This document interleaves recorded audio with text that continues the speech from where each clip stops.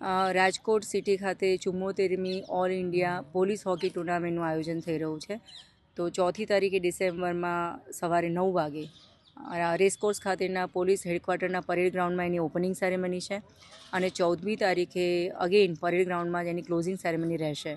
જુદા જુદા રાજ્યની અલગ અલગ ટીમો પ્લસ પેરામિલિટરીની ટીમો અને બીએસએફ આઈટીબીપીની ટીમો જે આવી છે એ 34 જેટલી ટીમો, એમાં મેલ અને ફિમેલની હોકી ટીમો વચ્ચે આ લગભગ 54 જેટલી મેચો રમાનાર છે. અને આ સમગ્ર આયોજનનું અધ્યક્ષપદ જે છે એ આર્મ યુનિટના વડા રાજુ ભાર્ગવ સર અને police commissioner Shri Brajesh Jha sir સંભાળી રહ્યા છે. 4મી તારીખે મોર્નિંગમાં અમારા માનનીય ડીજીપી શ્રી વિકાસ સહાય સરના હસ્તે આ સેરેમની જે છે એ ટુર્નામેન્ટ જે છે એ ખુલ્લી મુકાશે.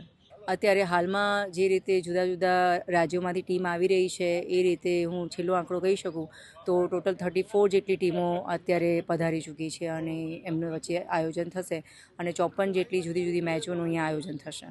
ખેલાડીઓમાં ખૂબ જ સારો ઉત્સાહ છે. રાજકોટની અંદર 2 સરસ મજાના હોકી ગ્રાઉન્ડ છે જે રેસકોર્સ ખાતે અને સૌરાષ્ટ્ર યુનિવર્સિટી ખાતેના છે. તેમાં આ રોજે રોજનું 6 જેટલી ટુર્નામેન્ટનું આયોજન થશે અને ઇન્ટરનેશનલ અને નેશનલ ખેલાડીઓ પણ આની અંદર ભાગ લેનાર છે.